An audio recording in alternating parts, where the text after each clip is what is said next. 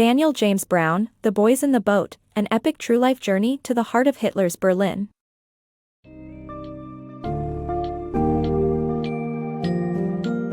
Embark on an inspiring journey of perseverance, teamwork, and determination as you delve into the enthralling story of The Boys in the Boat, an epic true-life journey to the heart of Hitler's Berlin by Daniel James Brown. This impassioned summary highlights the exceptional accomplishments and unyielding spirit of these young men, as they strive for victory in the most challenging of circumstances during the Great Depression. Learn about the demanding world of competitive rowing, the fierce rivalries, and the relentless pursuit of the elusive swing that propels the University of Washington's rowing team towards their ultimate goal, the 1936 Berlin Olympics.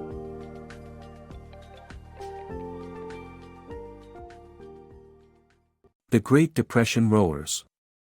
In 1933, during the Great Depression, the University of Washington offered part-time jobs to anyone who made the rowing team. 225 young men tried out, and after weeks of grueling tests, the number dropped to 80. Two of the candidates were Joe Rantz and Roger Morris. Rantz grew up in a rural area and had built up his strength working with heavy equipment, while Morris had prior rowing experience. During the Great Depression, the United States faced high unemployment rates, and only a few people could afford to pursue education. In this period of scarcity, the University of Washington came up with a creative way to offer part-time campus jobs to anyone who made the rowing team. This incentive motivated 225 young men to try out for the team, which was higher than usual. The candidates underwent grueling tests, which pushed their muscles, bones, and lungs to their limits, all under unpredictable Seattle weather conditions. After several weeks, only 80 candidates remained, and two of them were Joe Rantz and Roger Morris. Rantz grew up in a rural area and had built up his strength working with heavy equipment, while Morris had prior rowing experience. The inspiring tale of Joe Rantz.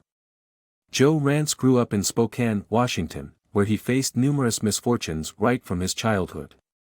After losing his mother to cancer, he was shuffled between his brother and aunt as his father left for Canada. Later, when his father remarried and had more kids, Joe became an unwanted member of the family. At the age of 15, his stepmother forced his father to abandon him, leaving him alone in a new town. Despite these challenges, Joe remained resilient and even started a successful bootlegging business. Despite his difficult circumstances, Joe managed to graduate with honors from high school and then enrolled in the University of Washington. His excellent work ethic and iron will help him earn a place in the college rowing team. Along with his teammates, Joe worked tirelessly to make it to the 1936 Olympics, which was held in Berlin. Despite the odds being stacked against them, Rantz and his team embarked on an incredible journey to the Olympics, which resulted in an unforgettable underdog tale. Joe Rantz's story is a testament to the power of determination and hard work. Despite facing immense adversity throughout his life, he never gave up on his dreams and eventually made them a reality. Mastering the art of rowing.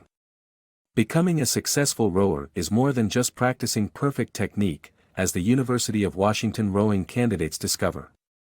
Rowing is all about getting the right swing, where the rowers move in perfect harmony with each other. It's crucial for the team to act as a unit, as one person getting off rhythm can throw off the whole boat. The coach has to assemble just the right team members who can row in perfect sync with each other. Every year, the University of Washington coaches put together 3 teams, a freshman team, a junior varsity team, and a varsity team. The process can take months as coaches run several trial races and swap out different rowers until they find the perfect team of 8. When the right team comes together and each rower is in sync, they fall into their swing, and the whole team rows in unison, creating a blissful state that moves the boat along smoothly and powerfully. George Pocock and the art of making racing shells. George Pocock's legacy began in London's River Thames, where he learned the family business of making racing shells. His expertise in racing technique and boat design led him to move to Canada and eventually be convinced by Hiram Conabeer to produce boats for the University of Washington. George's contribution extended far beyond the boat building as he helped Conabeer refine a new rowing style called the Conabeer stroke that made the university even more successful. However, the biggest breakthrough for George was discovering Western red cedar, which he used to handcraft the best racing shells that revolutionized rowing. The discovery of cedar made George's boats even more buoyant, light, easy to shape, and reduced friction between the boat and water. This finding eventually brought him success and popularity as a boat builder, and his boats are still made and sold today in Washington. Rowing to victory. Follow the journey of the University of Washington rowing team as they prepare for the Pacific Coast and Poughkeepsie regattas, facing strong rivals and overcoming personal challenges to become champions. The University of Washington rowing team faced a lot of pressure during their vigorous preparation for the Pacific Coast and Poughkeepsie regattas. Not only did their freshman coach, Tom Bowles, have a 6-year undefeatable streak at the Pacific Coast Regatta on the line, but their biggest rival, the University of California at Berkeley, had also won an Olympic victory in 1932.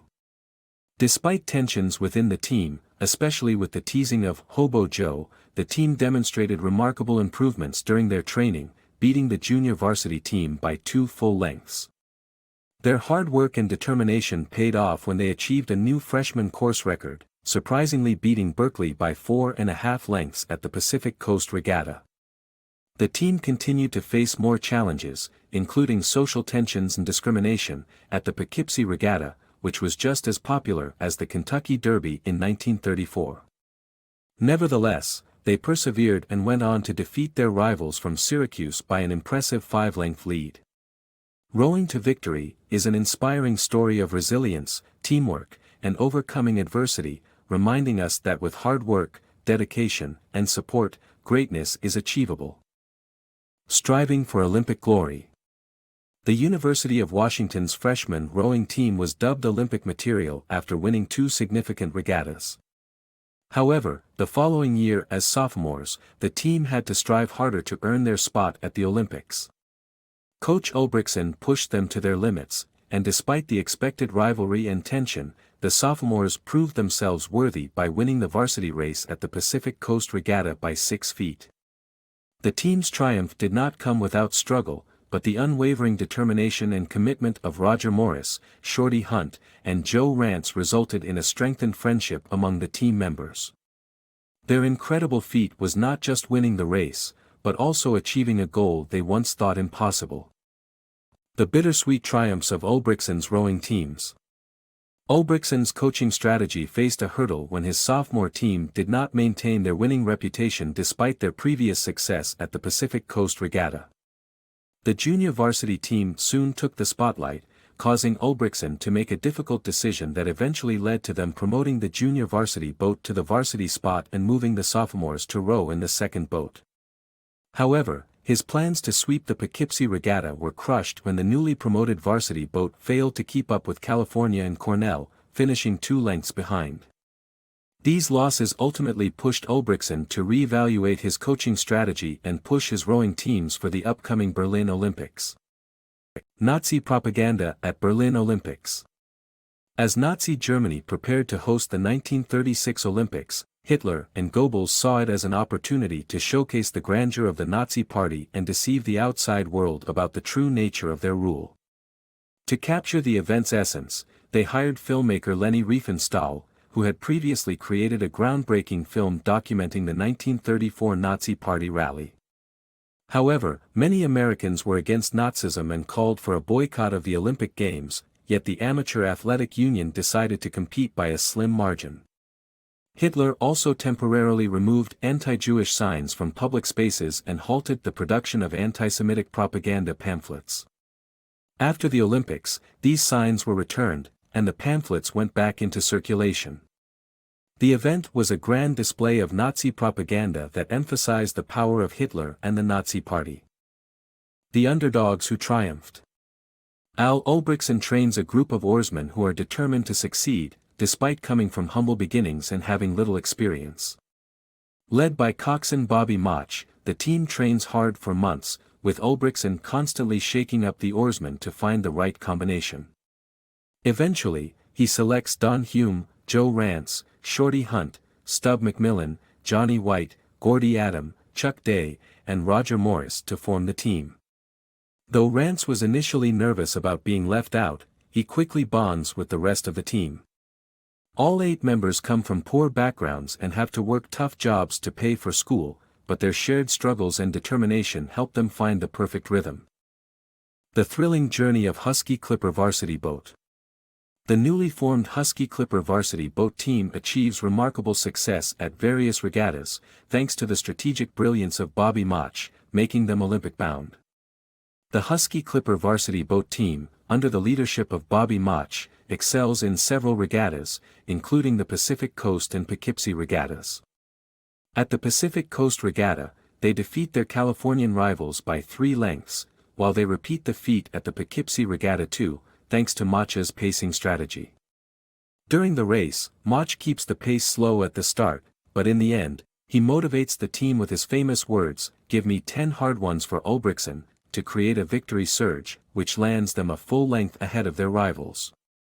Their success continues with a rocky start at Princeton's Olympic qualifying race but culminates in a glorious win as they beat California and Pennsylvania, once again finishing a full length ahead of the competition. With their impressive record, the Husky Clipper Varsity Boat team becomes Olympic-bound, stirring admiration among many, including Shorty Hunt, who claimed it to be his best experience in any boat. A miraculous comeback. The boys arrive in Berlin for the race with multiple setbacks and challenges, including illness and poor lane positioning. During the race, Don Hume falls ill and is unresponsive, but a miracle happens and he snaps back into it, leading the team to victory by pushing them to their limit. The American rowing team, consisting of boys aged 20 to 40 years, arrives in Berlin on July 23, 1936 after a difficult journey on the ocean liner, the SS Manhattan. However, their problems have just begun. Most of the team gains weight on the trip, and Don Hume falls ill with a respiratory infection, making it impossible for him to practice properly.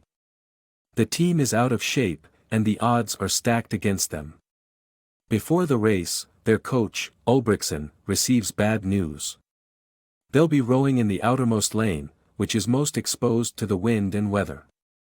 Germany and Italy, their competitors, are in the well-protected first 2 lanes. Despite struggling throughout the race, the team manages to stay close to the leaders. However, their hopes seem dashed when Don Hume falls ill mid-race, with his eyes closed and unresponsive to Bobby Mach's pleas for him to pick up the pace. In an incredible twist of fate, Don snaps back into it and leads the team to victory, pushing them to their limit and achieving a stroke rate they'd never hit before. In the end, the American boat finishes ahead of the Italian boat by 0.6 seconds and ahead of the Germans by 1 second.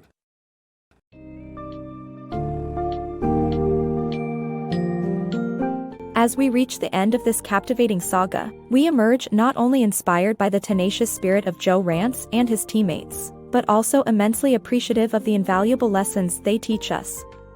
Their harrowing experiences and ultimate success at the 1936 Berlin Olympics demonstrate the power of unwavering determination, the importance of teamwork, and the value of resilience in the face of adversity.